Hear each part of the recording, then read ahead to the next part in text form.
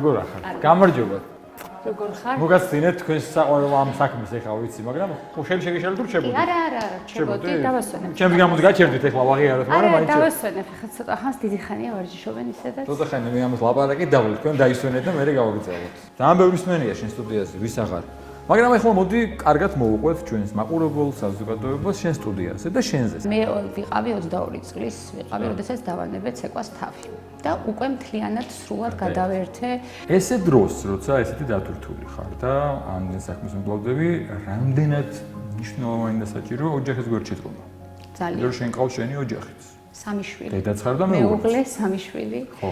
ცოტა რთული არის. მე პატარაობიდან დავდივარ ეკლესიაში, მყავს ჩემი მოძღვარი.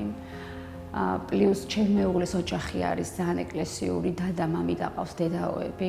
ჩემი კი